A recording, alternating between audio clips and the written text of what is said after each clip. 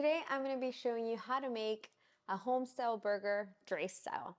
Now, Monday to Friday, I definitely stick at least 90% to my meal preps. It's just convenient for me to cook for the week. However, my schedule changes slightly Saturday and Sunday, and those are the days that I like to take a little bit more time with what I eat, making sure that it looks good and that I can enjoy a nice dinner with my family. A homemade burger is by far our favorite thing to eat on the weekends because after a long day of activities, it's something that's going to be a little bit higher calorie, it's going to be satisfying, and it's going to taste really good. Now, during the weekends, that's the time that usually a lot of us go out and eat with our family. One, it's very expensive. Two, you can break your calorie bank, meaning that if you go out and have a burger somewhere else, you might not know exactly all the ingredients that it has, but it's most likely going to be higher in calories, and it's going to be fried and have a lot more fat than if you were to make it at home. So I'm going to be showing you an easy recipe that you can make at home and that it's not going to break your bank and you're going to enjoy it. So the first thing we are going to be doing is we're going to be making our patties from scratch. Now, you can definitely go out and buy your frozen patties. However, making your own patty is just, one, a lot healthier, probably cheaper, and it's going to be and taste more fresh. So very easy. You can either make a turkey patty or a beef patty. For today's purpose, we are going to be using ground beef, and this is a 97.3, which means that it has a lower fat content. If you get a 80/20, say, you are going to notice that the moment you put the beef in the pan, it's going to start releasing all the fat. So that's the difference between the percentage that you see on those packages. Is some ground beef has more fat and some ground beef has less fat.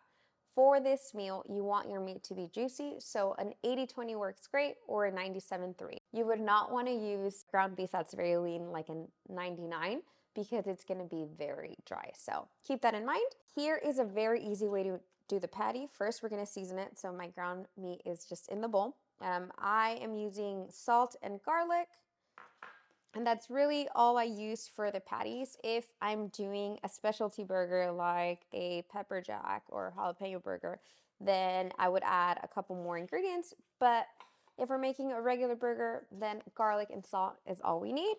Now, I like to make all my patties ahead of time before I throw them in the pan.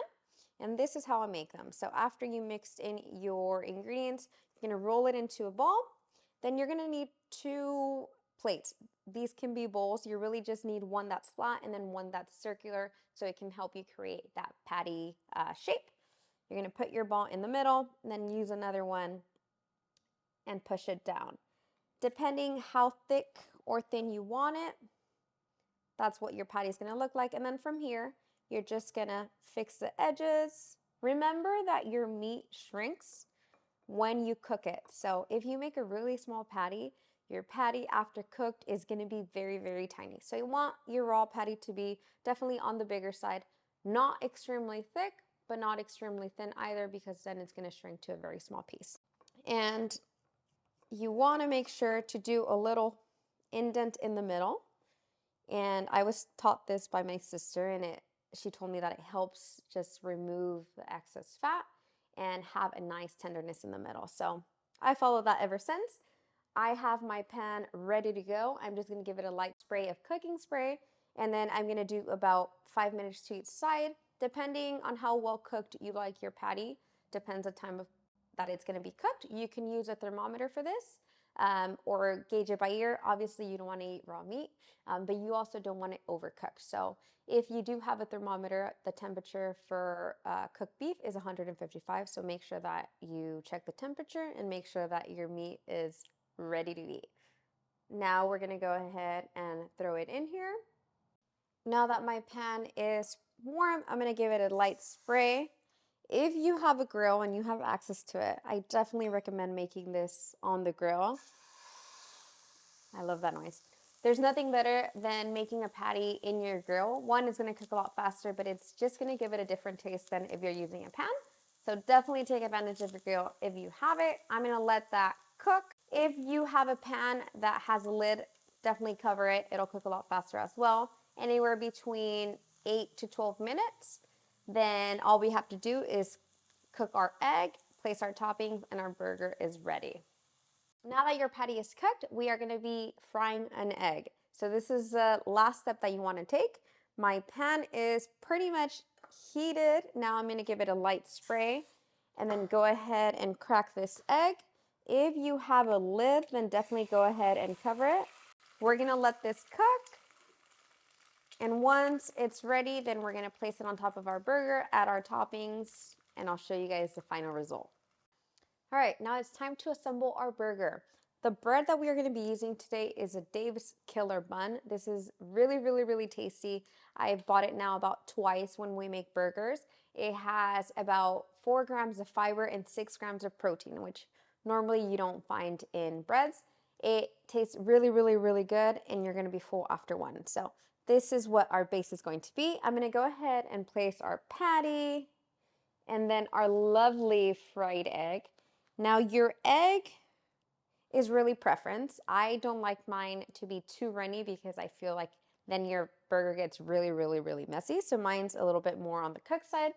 However, this is all by preference. So if you want your egg yolk to be more runny, then cook it less time. That way by the time you place it, it all falls together and it has a really good taste. A classic burger for me is gonna have romaine lettuce, fresh tomato, white onion, avocado, mustard, and ketchup. You could throw on any other toppings you'd like. This is a really good loaded burger and it's gonna taste amazing. So you wanna add flavor to it and it's gonna help you stay full. I feel like if you just use the meat and your buns, you might not be as full as if you added more vegetables. So there's no right order in how to place your ingredients. I love all of the ones that I named, so mine is gonna be very loaded and sometimes gets hard to eat. But it's okay, we make it work. If we need to cut it in half, we can cut it in half. I'm gonna be removing the thicker part of the romaine just so it doesn't take too much more space in my burger since it's already gonna be loaded. You could also do a protein style burger. So I'm a big fan of protein style burgers. Now, it all depends why you're doing it. If you're in a calorie deficit and you wanna skip out on some carbs and calories, then it would be a good way to do so by removing the bread.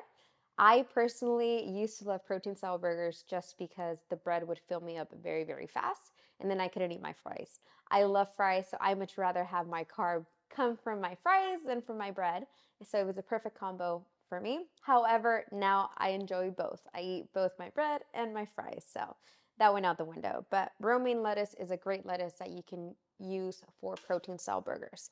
Now, what would be a good burger without avocado, right? So definitely add your avocado, which is going to be your healthy fat, to give it that final touch. And whatever other toppings you would like to add, then obviously add those. But this is really what it entails. The burger itself will take maybe 20 minutes to cook, depending whether you cook it on your grill or in your pan. The assembly, just a couple minutes, and there you go. There is your weekend cheat sheet meal, if you want to call it. I want to say this is probably under 400 calories. It's going to be a lot cleaner than if you go out and buy a burger. It's going to save you some money and it's going to taste delicious. So here we go, guys. I hope you guys enjoy this burger. Please try this recipe, take a picture of it, and let me know how it came out. Enjoy.